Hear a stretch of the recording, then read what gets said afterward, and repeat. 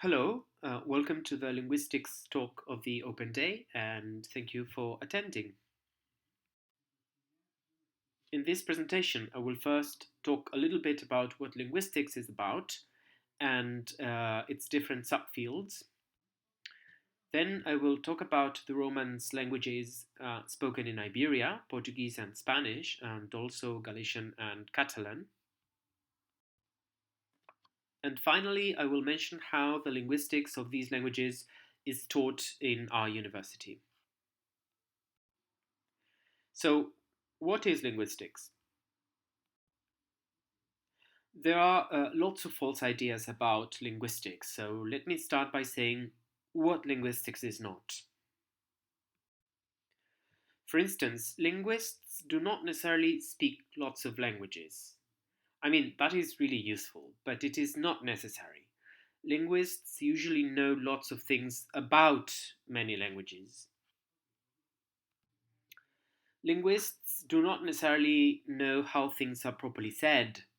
So don't ask me whether you should say Clara and me are going for a coffee or Clara and I are going for a coffee.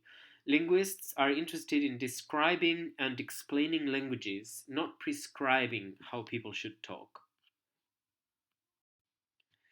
And of course, linguists do not necessarily know how words are properly spelled. And there is another false idea here, namely that languages are writing systems. They are not. All human communities have a language, but not all of them have developed writing. Linguistics is also not philology.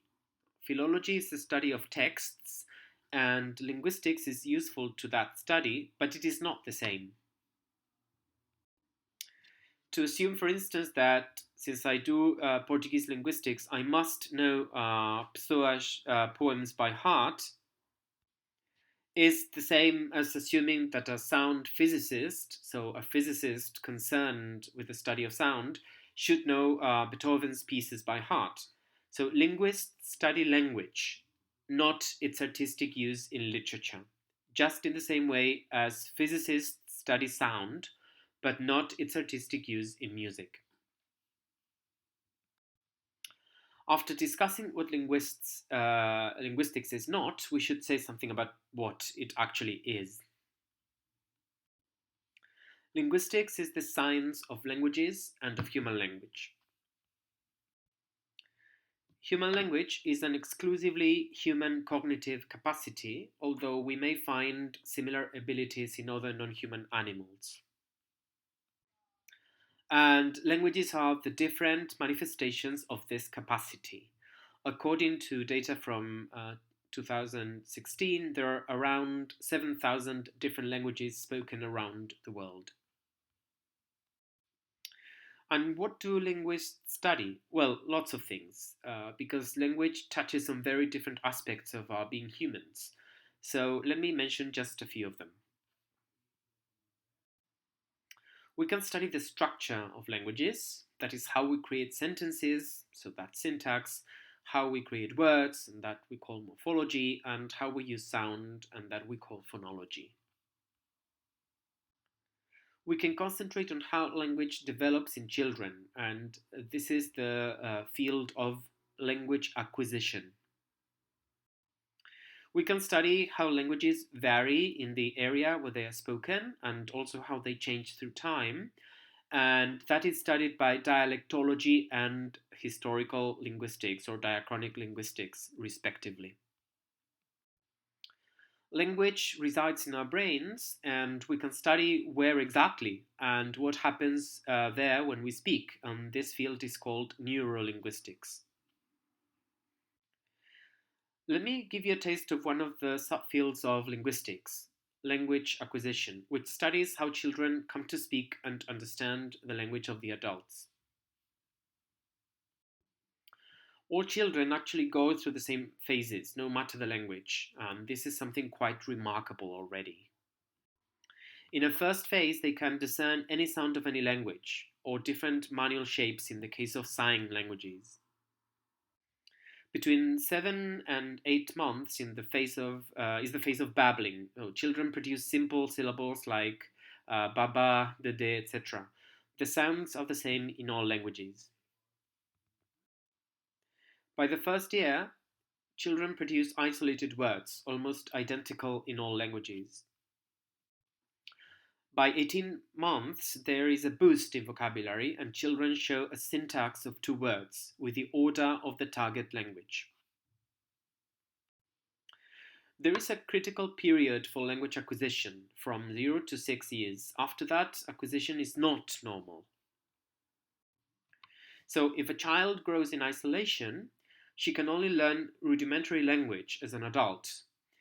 This is the case of feral children growing in isolation, like Victor de Aveyron in the 18th century. And of course, all children are prepared to acquire just any language, independently of to whom they have been born. So all this points to the basic uniformity of language across the species and to the fact that language is biologically wired in humans.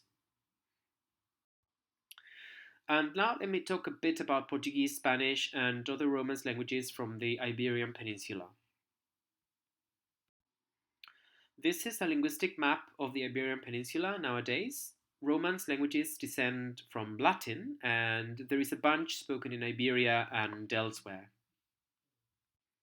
The two best known ones are Portuguese and Spanish, also known as Castilian. Other Romance languages are Galician, Asturian Leonese, Aragonese, Occitan, and Catalan. And there is another language that is not Romance, namely Basque. Portuguese and Spanish are spoken in vast areas in the world. Portuguese is spoken in Brazil, several countries in Africa, and also some small enclaves in Asia. Spanish is mostly spoken in the Americas, in North America, including Mexico, Central and America, and South America. Galician is spoken primarily in Galicia, but also in small communities elsewhere in Iberia, Asturias, León, and Extremadura, and also by the many migrant Galicians in other countries. And Catalan is spoken in the autonomous regions of Catalonia, Valencia, and Balearic Islands, and also in parts of Aragon and Murcia. It is furthermore spoken in a small territory in southern France and in the Italian city of Algé, in the island of Sardinia, due to its colonization by Barcelonans in the 14th century.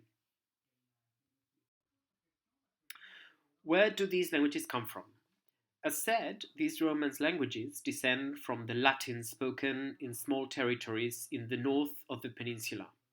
Latin was brought into Iberia in the 3rd century BC by the Romans. To the left, you have one of the many vestiges of written Latin found in Iberia, this being an inscription in Catalonia.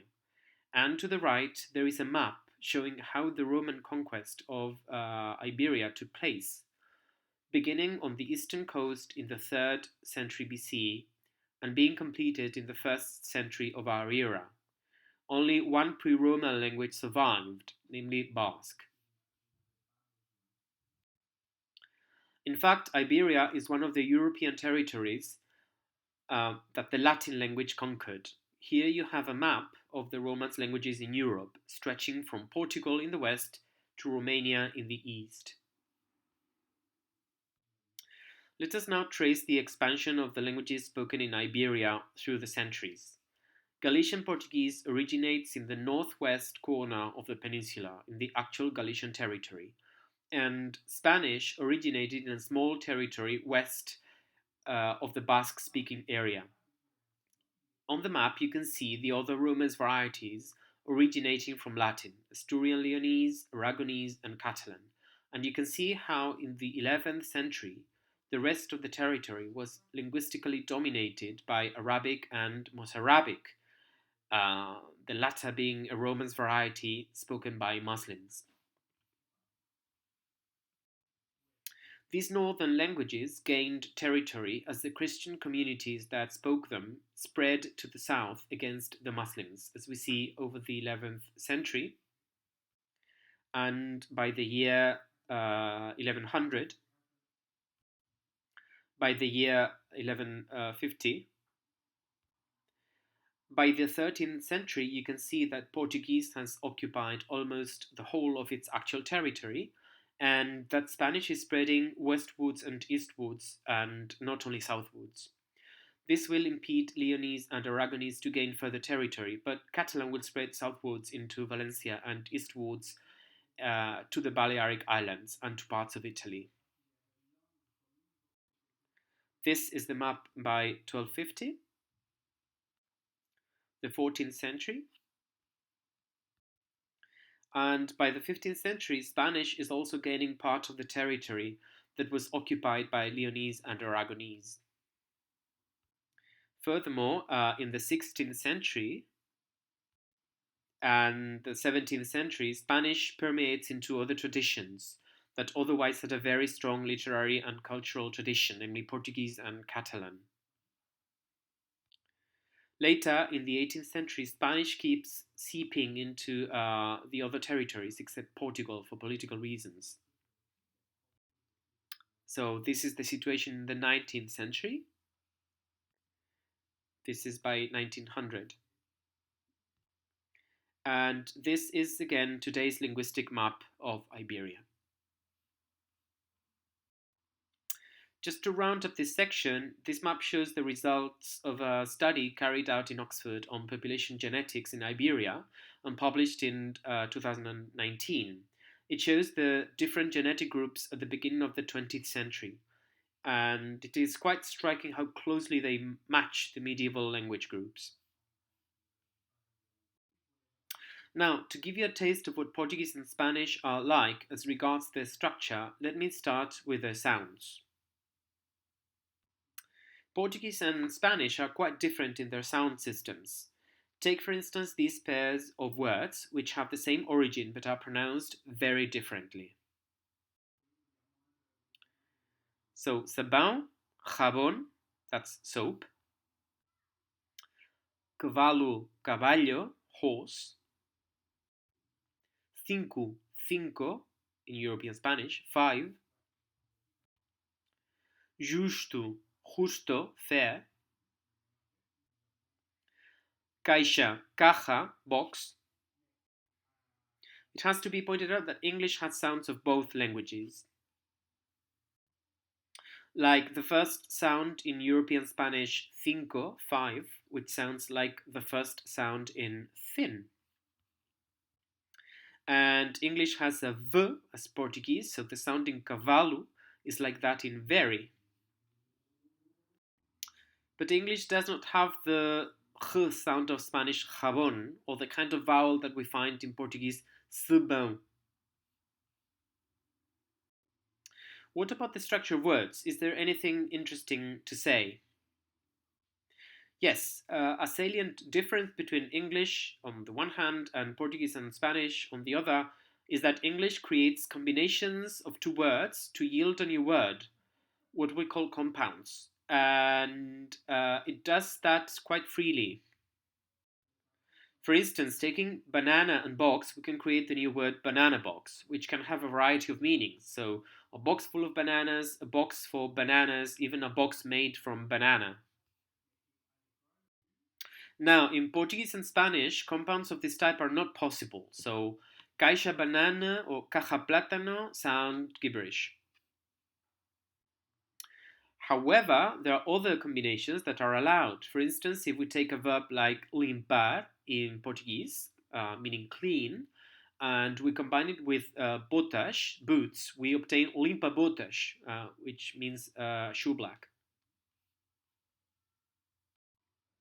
And the same with Spanish, abre latas, literally opens cans, that is, can opener. And Portuguese and Spanish can add some little pieces of word to the end of a word, which we call suffixes, to indicate that we're talking about small entities, and we call these diminutives. like Portuguese gatinho, little cat, on gato, cat, or Spanish gatito, on gato, cat. And finally, we can say something about sentences. For instance, we can compare how we emphasize information in English and these other languages. In English, we can say something like Peter bought the house in a neutral way. Or we can pronounce the subject Peter more loudly and with more energy. So Peter bought the house, to indicate that it was Peter, nobody else, that bought the house. Or we can use a passive sentence. So we can say the house was bought by Peter, and we are also emphasizing Peter. By contrast, in Portuguese and Spanish, we frequently just change the order of words in the sentence and we stick pronouns around to change the emphasis. So we can take the expression a casa, la casa, the house, and put it to the left of the sentence and put the subject at the end, which has the effect of emphasizing it. So, a casa compró Pedro, la casa la compró Pedro, meaning it was Pedro that bought the house. So I hope that taste was interesting. I would like last to briefly mention how you can study linguistics and the linguistics of Portuguese and Spanish, and also of Galician and Catalan at the University of Oxford.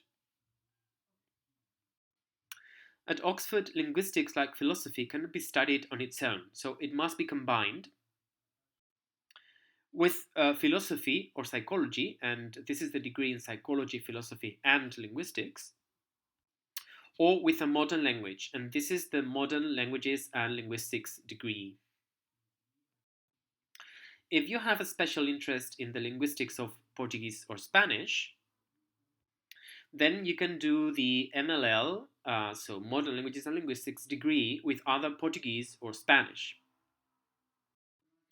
But it should be clear that you can do some linguistics if you opt for a pure modern languages degree, that is, Portuguese plus some other language or Spanish plus some other language on its own. What specific papers deal with the linguistics of Portuguese and Spanish? We have one paper for each language on the structure of the modern languages, and a paper on the history and, in the case of Portuguese, the varieties of the language. In the case of Spanish, there is a specialized paper on variation. And if you do the MLL degree, you will have to do both the modern and the historical papers in the language, and at least one specialized paper in linguistics.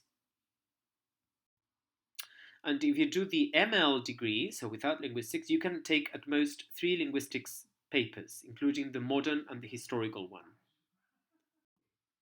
As for Galician and Catalan linguistics, there are specialized papers in either the linguistics or the literature offered by the MML faculty. There is a specialized paper on Romance linguistics offered by the linguistics faculty, covering several Romance varieties. And additionally, for Galician specifically, I included in my paper on the history and varieties of Portuguese. And as for Catalan, I sometimes offer lectures on the linguistics of this language in the last term of the year. Obrigado, gracias, gracias, gracias. I hope all that was informative and useful for you. Thank you very much.